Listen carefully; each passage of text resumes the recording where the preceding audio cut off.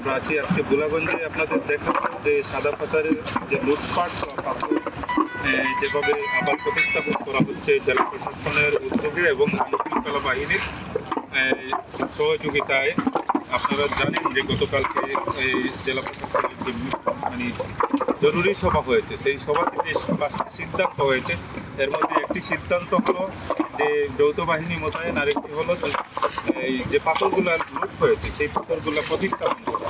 এবং আমরা দেখতে পাচ্ছি যে আজকে এই পাথর প্রতিস্থাপন করা হচ্ছে। এখানে মানে এ পর্যন্ত 13টি নৌকা যুগে এনে পাথর ফেলা হয়েছে।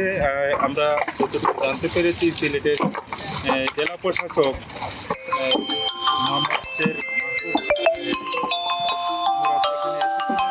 তিনি জানিয়েছেন যে 130টি তারা আটকিয়েছেন এবং বিভিন্ন জায়গায় তারা যে পাথরগুলো জব্দ করেছেন সেগুলো আবার এখানে প্রতিস্থাপন করছেন।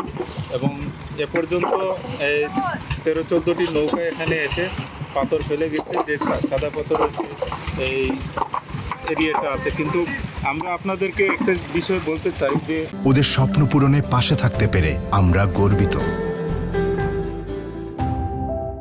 যে পাথর লুণ্ঠিত হয়েছে আসলে গত এই বছরের 8 আগস্টের পর, এই 5 আগস্টের পর যে পাথরগুলা এখান থেকে এই মানে লুটপাট হয়েছে এই সাদা পাথর থেকে, সাদা পাথর বিভিন্ন এলাকায় মানে কমপক্ষে 1000 কোটি টাকার পাথর এখান থেকে চলে গেছে। আমরা যতটুকু জানছি গতকালকে দুদকের একটি টিম, আপনারা জানেন যে ঘটনাস্থল সরেজমিন পরিদর্শন করেছেন এবং দুদক কর্মকর্তারা বলেছেন যে এখান থেকে 1000 কোটি টাকারও পাথর চলে গেছে। প্রতিদিন 5-6 হাজার নৌকায় অন্তত 50,000 মানুষ লুটপাট করেছে এবং গত 2 সপ্তাহে এই লুটপাটটা ছিল সবচেয়ে বেশি লুটপাটের পরিমাণটা।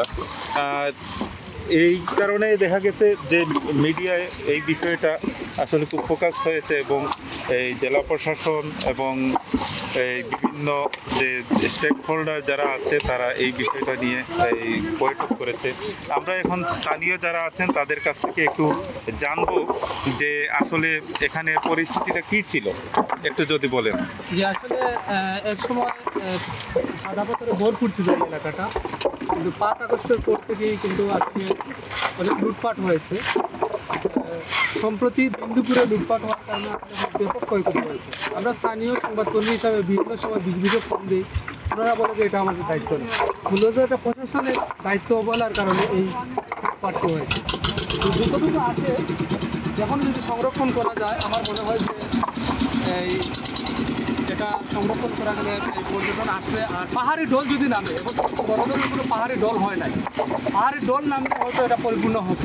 কিন্তু যে পরিমাণ ক্ষতি হচ্ছে এটা আসলে অপরিপূর্ণ, এটা আমরা কল্পনা করি। তবে এখন যে পাথরগুলো এই প্রতিস্থাপন করা হচ্ছে এবং সকাল থেকে আজকে কিন্তু রাত থেকে গত রাত থেকে কিন্তু প্রতিস্থাপন নৌকা আসছে। আর অলরেডি এটা যথেষ্ট কিনা যে পাথরগুলো লুটপাট হয়েছে, কি পরিমাণ হয়েছে এবং আপনারা দেখেছেন, এবং যে পরিমাণ পাথর নিয়ে আসা হচ্ছে ফেলা হচ্ছে এখানে, এটা আসলে মানে সেই তুলনায় যথেষ্ট কিনা? না, সেই তুলনায় অবশ্যই যথেষ্ট না, কারণ এখানে প্রচুর পাথর ছিল। ওই যে 100,000 কোটি টাকা পর্যন্ত ছাড়িয়ে গেছে। কারণ পাথর তো বিভিন্ন জায়গায় ভাঙ্গার কারণে অনেকখানে চলে গেছে, যার কারণে এটা পূরণ করা সম্ভব না। তবে যেহেতু জেলা প্রশাসন উদ্যোগ নিয়েছে, আমার মনে হয় যতটুকু আসছে ওটা রক্ষা করতে পারলে, আর পাহাড়ি ডোল আসছে ওটা কিছুটা হলেও ফিল আপ হবে। মানে ধন্যবাদ।